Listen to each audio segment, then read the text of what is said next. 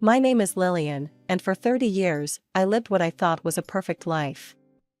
Our big house just outside the city limits was my haven, a place where happiness seemed to bloom endlessly. My husband, Tom, was my rock. Our son, Jake, was the light of our lives, a budding football star at his college. I remember the day Jake brought home Sarah, his girlfriend. She was a sweet girl with a gentle smile and kind eyes. I took to her immediately, seeing in her the daughter I never had. They'd come over often, filling our house with youthful laughter and dreams of the future. As I watched them, I couldn't help but think about wedding bells and their future. They seemed so perfect together, so in sync. I'd already started thinking of Sarah as part of our family. As the days passed, I noticed Jake becoming increasingly excited about something. He'd burst into the house after practice, practically vibrating with energy. At first, I chalked it up to his passion for football and his relationship with Sarah. But there was something different about it, something I couldn't quite put my finger on. One evening, as I was preparing dinner, Jake bounded into the kitchen, his eyes shining with enthusiasm. "Mom, guess what? I'm going to a competition in the neighboring state." I turned from the stove, smiling at his excitement. "That's wonderful, honey. When is it?" "We leave next week," he replied, grabbing an apple from the fruit bowl. "It's a big deal, Mom. Could be a real game changer for my career." Something about his demeanor struck me as odd. Jake had been to many competitions before, but he'd never been quite this keyed up about one. "Are you okay, Jake?" I asked, studying his face. "You seem different." He waved off my concern with a laugh. "I'm fine, Mom. Better than fine. You don't need to worry about me. This is just a really important opportunity, that's all." I nodded, not entirely convinced, but willing to let it go. "All right, sweetie. Just remember, you can always talk to me if something's on your mind." 3 long months passed, and Jake was still gone. At first, I wasn't too concerned. These competitions could sometimes run longer than expected, especially if the team was doing well. I called him regularly, and each time, he assured me everything was fine. "The competition's just lasting longer than we thought, Mom," he'd say. "Don't worry about me." I believed him. After all, Jake had never lied to me before. Why would he start now? Still, as the weeks dragged on, I couldn't shake the feeling that something wasn't quite right. One evening, as Tom and I sat on the porch, I voiced my concerns. "Don't you think it's odd that Jake's been gone so long?" Tom sipped his coffee thoughtfully. "It is unusual, but if he says everything's okay, we should trust him. He's a grown man now, Lil." Finally, after 3 months, Jake returned. But the bombshell he dropped on us was nothing I could have prepared for. "Mom, Dad," he announced one evening, "I've decided I want to live separately. I'm going to rent an apartment." I exchanged a surprised look with Tom. This was unexpected, but not entirely unreasonable. Jake was an adult, after all.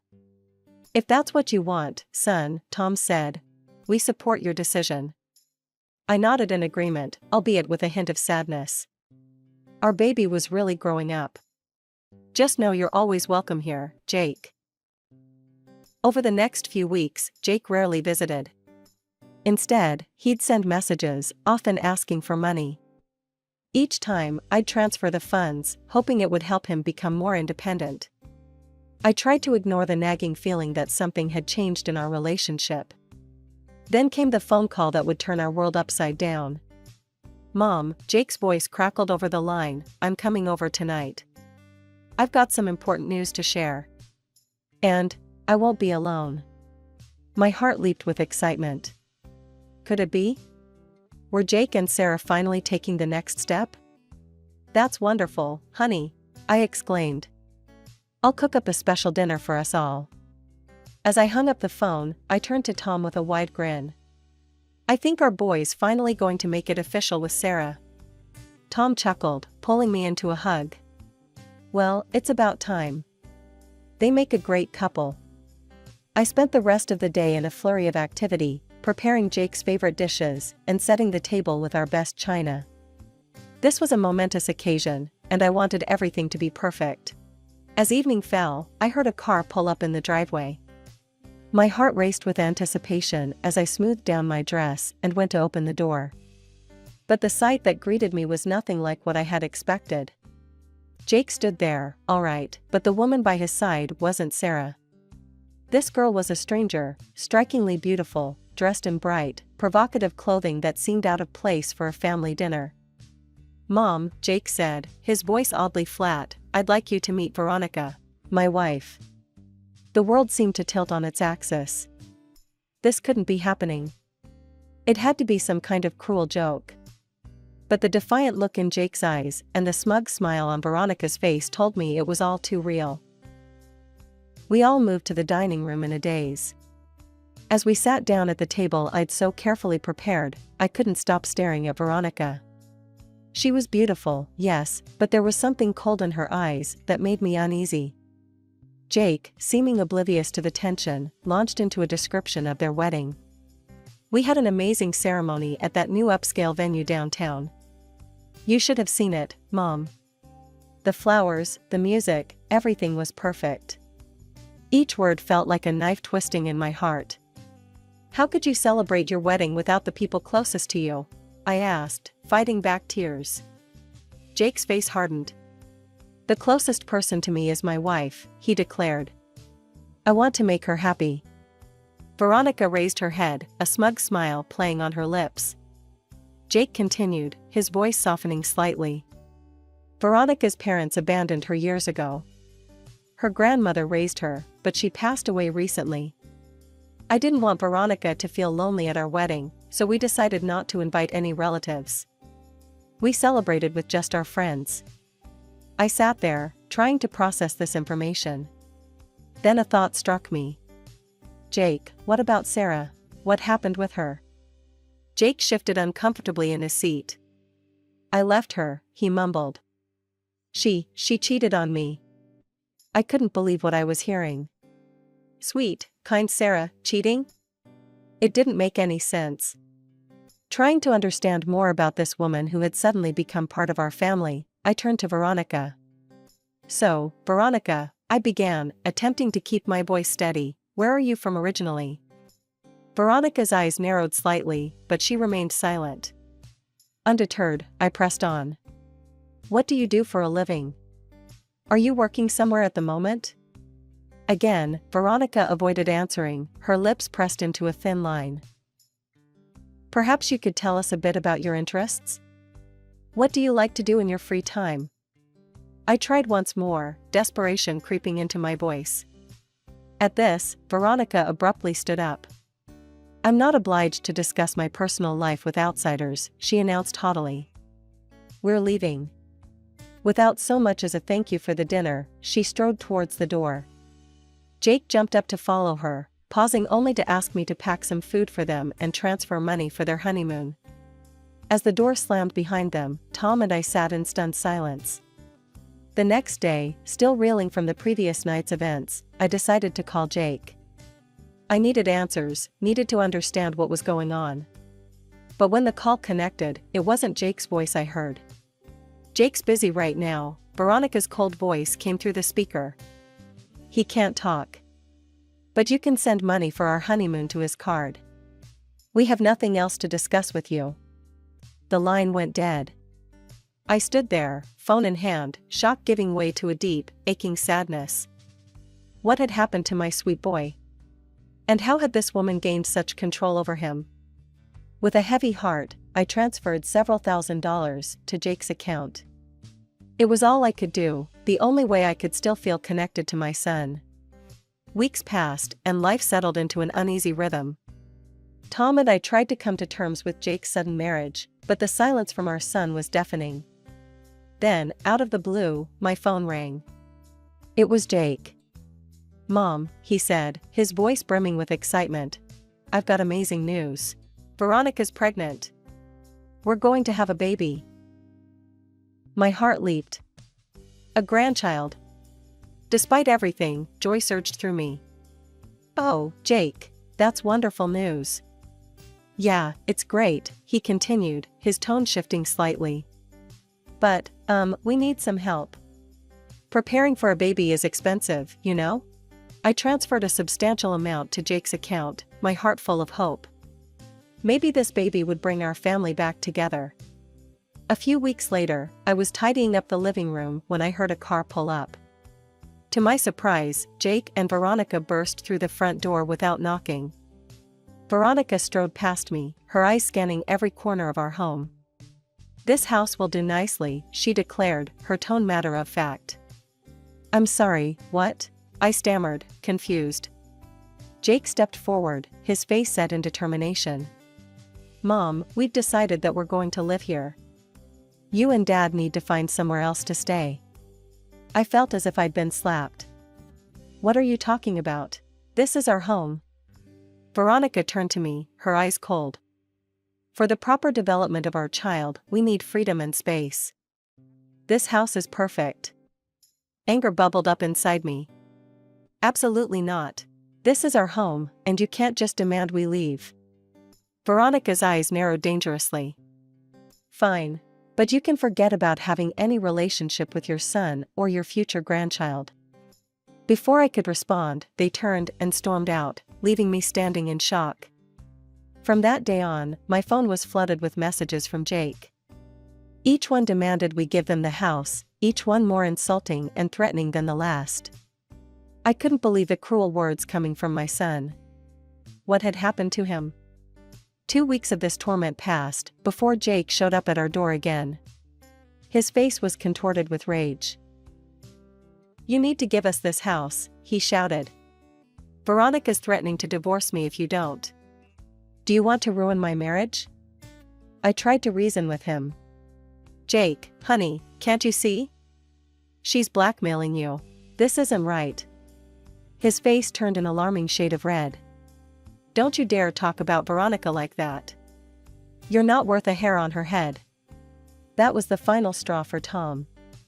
Without a word, he grabbed Jake by the arm and forcefully escorted him out the door, slamming it behind him. As Jake's angry shouts faded, I sank to the floor, tears streaming down my face. Tom knelt beside me, wrapping his arms around me. Weeks passed, and life settled into an uneasy rhythm. Tom and I tried to process the drastic changes in our son's behavior, but the pain and confusion lingered. One day, while shopping for groceries, I heard a familiar voice call out my name. "Lillian?" I turned to see Sarah, Jake's ex-fiancée, standing by the produce section. My heart skipped a beat when I noticed her heavily pregnant belly. Memories of Jake's accusations about her cheating flooded back, and I found myself at a loss for words. Gathering my composure, I managed a smile. "Sarah, I had no idea you were expecting. How are you feeling?" Sarah's eyes welled up with tears. It's not easy," she admitted, her voice barely above a whisper. "Being pregnant and abandoned, it's been tough." Her words hit me like a ton of bricks. Abandoned? That didn't align with Jake's story at all. Sensing there was more to this situation, I gently probed for details. "Sarah, I'm so sorry. Can you tell me what happened?" "Jake told us, well, he said you had cheated on him." Sarah's eyes widened in disbelief. "Cheated? Lillian, no. That's not what happened at all." Over the next half hour, as we stood in the quiet corner of the grocery store, Sarah revealed the truth that shattered my world. "Jake didn't go to any sports competition," she explained, her voice trembling. "He met a girl online and went to meet her in another state. He was gone for 3 months, remember?" I nodded, the pieces starting to fall into place. Sarah continued. "When I found out I was pregnant, I called Jake to tell him the news. But he told me he had married someone else. He refused to have anything to do with the baby." My legs felt weak. I leaned against the shopping cart for support, trying to process this information. Our Jake, our sweet boy, had lied to us all. He had abandoned Sarah and their unborn child for a woman he barely knew. We parted ways with promises to stay in touch, and I headed home in a daze. My mind was reeling from the revelations. Jake's story about the extended competition, his sudden marriage to Veronica, his cruel treatment of us, it all made a twisted kind of sense now. As I walked through our front door, Tom took one look at my face and knew something was wrong. "Lil, what happened?" he asked, concern etched on his features. I sank into a chair at the kitchen table, feeling the weight of the truth pressing down on me. "Tom, sit down," I said. "There's something you need to know about Jake." As I recounted my conversation with Sarah, I watched the color drain from Tom's face. Our son had lied to us, abandoned his pregnant fiancée, and married a virtual stranger. In the days following my encounter with Sarah, Tom and I had many long, difficult conversations. We both felt a deep sense of responsibility towards Sarah and her unborn child, our grandchild. "We need to help her, Tom," I said one evening. "She shouldn't have to go through this alone." Tom nodded in agreement. "You're right. Let's reach out to her." When we approached Sarah with our offer of support, she initially refused, her pride and hurt evident in her eyes. But as the weeks passed and we gently persisted, she eventually accepted our help. I began to see her often, accompanying her to doctor's appointments, helping her prepare for the baby's arrival, and simply being there as a shoulder to cry on. One evening, as I returned home from helping Sarah set up the nursery, Tom met me with a serious expression. "Lil, there's something I need to tell you," he said, his voice grave. "I hired a private detective." I stared at him in shock. "You did what?" Tom sighed heavily. "I needed to know what was really going on with Jake. The detective's report came in today, and Lil, it's worse than we thought." Over the next hour, Tom revealed the detective's findings. Jake had dropped out of college, abandoning his sports career and education to get a job supporting Veronica's extravagant spending habits. The detective had overheard a conversation between Jake and Veronica, where they coldly discussed plans to force us out of our home and claim it for themselves. But the most shocking revelation was about Veronica's past. She had a history of pursuing wealthy men for their money. The detective discovered that Veronica had become pregnant by one of these men and had manipulated Jake into marriage by claiming the child was his. I stood up, my mind racing. "We have to tell Jake. We have to make him see what's happening." But Tom shook his head sadly. "Lil, he won't believe us. You've seen how he is now. If we try to tell him, he'll only push us further away." As much as it pained me, I knew Tom was right. Jake was so under Veronica's influence that any attempt to reveal the truth would likely backfire. "What do we do, then?" I asked, feeling helpless. Tom took my hand in his. "For now, we focus on Sarah and the baby. They're the ones who truly need us right now." I nodded, fighting back tears. "You're right. Sarah needs us, and that baby, our grandchild, they're innocent in all of this." As we sat there, processing all we had learned, I couldn't help but feel a mix of anger, sadness, and fear for Jake. But I also felt a renewed sense of purpose. We might not be able to help Jake right now, but we could be there for Sarah and her baby. And maybe, just maybe, by showing Jake what real love and support looked like, we could eventually break through to him. Just when Tom and I thought things couldn't get any worse, we woke up one morning to find our house defaced with cruel, insulting graffiti. Greedy oldsters, selfish bastards, and other hurtful words were spray-painted across our walls in angry red letters. Shocked and hurt, we immediately called our neighbor across the street, who had outdoor security cameras. We watched the footage with heavy hearts, witnessing our own son vandalizing our home in the dead of night. The sight of Jake, sneaking around like a common criminal, left us speechless. We didn't confront Jake about the graffiti. Instead, we quietly painted over the hateful words and put our house on the market. Within weeks, we had sold our longtime home and purchased a new one, not far from where Sarah lived with her newborn son, our grandson. The day Sarah brought little Thomas home from the hospital was bittersweet. As I held that tiny bundle in my arms, my heart swelled with love and broke simultaneously. This was my grandson, Jake's son, yet Jake wanted nothing to do with him. Weeks passed, and we settled into our new life. Then, out of the blue, my phone rang. It was Jake, calling from an unfamiliar number. "Mom," he shouted, his voice filled with rage. "What the hell is going on?" I went to the house and there are strangers living there. They threatened to call the cops on me. I took a deep breath, steeling myself. "Why did you go there, Jake? To vandalize our home again?" There was a moment of stunned silence on the other end. "That's right," I continued, my voice steady. "We know it was you. We sold the house, Jake. And we've cut you out of our lives." Jake's shock quickly turned to anger. "You can't do this to me," he yelled. "Veronica might leave me because of you. I'll never see my son." I couldn't help but laugh, a sad, hollow sound. "Oh, Jake. That child isn't yours. Veronica lied to you." "What are you talking about?" he sputtered. "We hired a private investigator, Jake. We know everything. About Veronica's past, about her lying about your paternity, about your plans to take our house. I'm sending you the evidence now." As I hit send on the email containing the detective's report, I heard Jake's sharp intake of breath. "You're a fool, Jake," I said, my voice softening slightly. "You abandoned Sarah and your real son for a woman who's been lying to you from the start. I hope one day you'll realize what you've thrown away."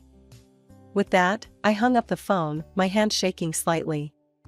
6 months passed in a blur of baby giggles, sleepless nights, and newfound joy. Tom and I had settled into our roles as doting grandparents, cherishing every moment with little Thomas. Our new home, though smaller, was filled with more love and laughter than we'd experienced in years.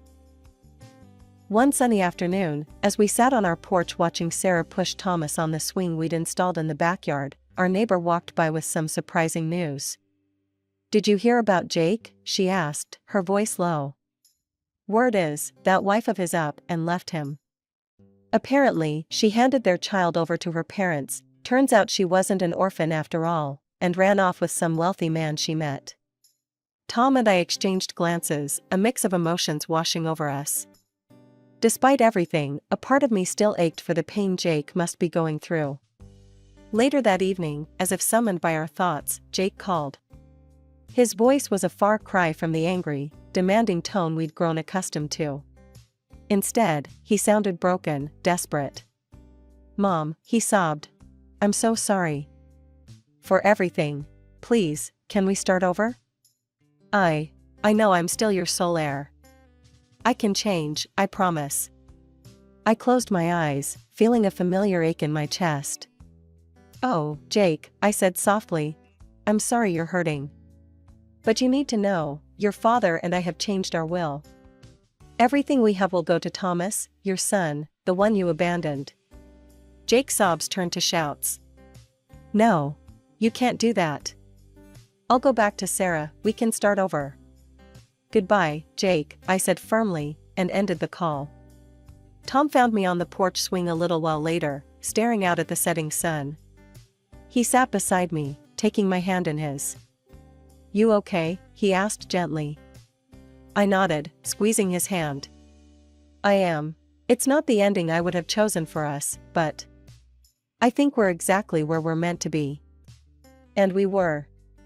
Our new life, though different from what we'd imagined, was filled with purpose and love. Every weekend, our home was filled with the joyous sounds of Thomas's laughter as he explored every nook and cranny. Sarah, once just our son's girlfriend, had become the daughter we never had. "Grandma, Grandpa." Thomas's little voice called out one Sunday afternoon. "Look what I can do." We watched in delight as he took his first wobbly steps across the living room, collapsing into Sarah's waiting arms. Sarah looked up at us, her eyes shining with tears of joy. "I don't know what I would have done without you two," she said softly. "You've been more like parents to me than I ever expected to have." I knelt down beside her, wrapping them both in a hug. "Oh, sweetheart. You and Thomas, you're our family. We couldn't love you more if we tried."